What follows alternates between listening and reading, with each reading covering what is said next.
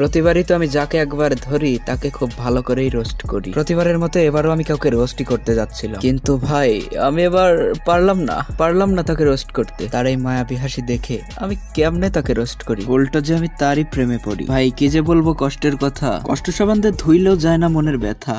তাকে আমি রোস্ট করতে এসে উল্টো তার প্রেমেতে আমি নিজেই গেছি ফেসে। এখন আমি কি করব সেটা বুঝতে নাহি পারি, যা হবে দেখা যাবে। চলো আগে ভিডিওটা শুরু করি।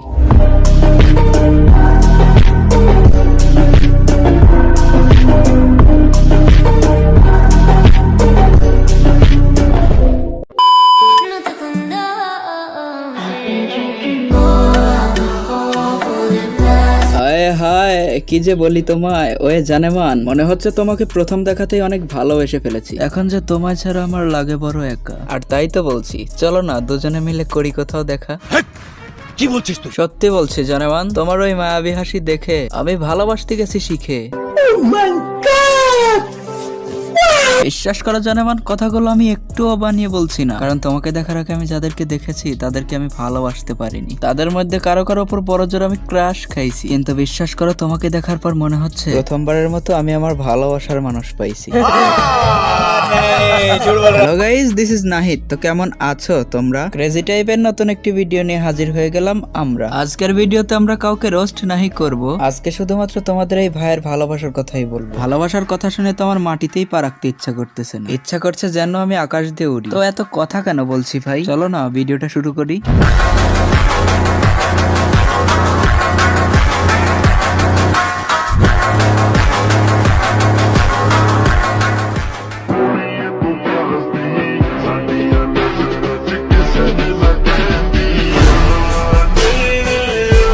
বিশ্বাস করো জানেমান, তোমার এই মায়াবী হাসির ছলে আমি তোমার প্রেমেতে গেছি গলে। তোমাকে আমি যতবারই দেখি ততবারই শুধু দেখতে ইচ্ছে করে। জানি না তোমাকে দেখার পর হয়েছে কি আমার, কেন জানি মনটা শুধু হতে চায় তোমার। তুমি কি বুঝো না আমার মনের ব্যথা? বুঝে থাকলে প্লিজ জানেমান এভাবে রেখো না আমায় একা। চলো না দুজনে মিলে করি আরো একটা বার দেখা।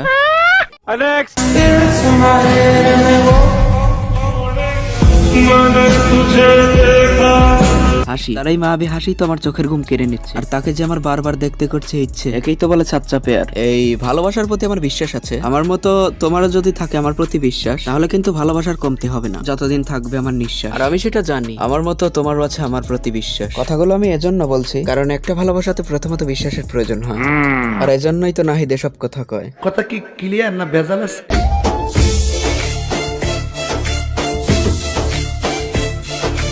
তুমি যখন যেখানেই থাকবা তোমার সাথে শুধু আমাকেই রাখবা, কারণ তুমি যে জিনিসে অনেক বেশি খুশি সেইটা শুধু আমি খুব ভালো করে বুঝি। এই ভালোবাসার মাঝে একজনের মনকে আর একজন খুব ভালোভাবে বুঝতে হবে, আর তাহলেই তো প্রকৃত ভালোবাসা বোঝা যাবে। আমি যে তোমাকে কতটা ভালোবাসি সেটা যখন তুমি খুব ভালো করে বুঝবে, তখন দেখো তুমি অন্য কাউকে না শুধু আমাকেই খুঁজবে। মোমেন্টে ভাই মোমেন্টে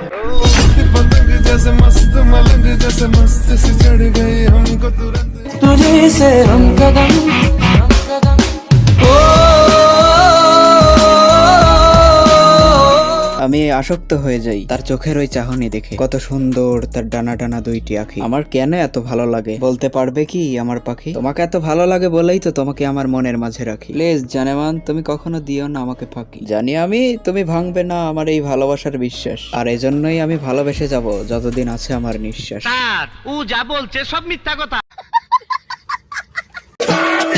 এই টাকা নাকি বন্ধুত্ব?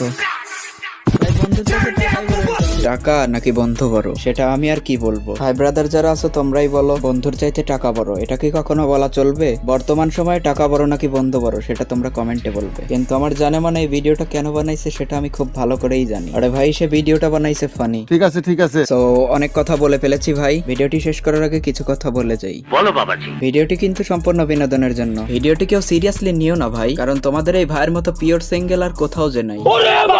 সত্যি রে ভাই, আমি আসলেই সিঙ্গেল। ভিডিওটা তো সম্পূর্ণ বিনোদনের জন্য, তবুও ভালোবাসার নামে ভিডিওর মাঝে দিলাম তাকে খোঁচা, যেন আমার ভাই ব্রাদাররা পায় একটু মজা।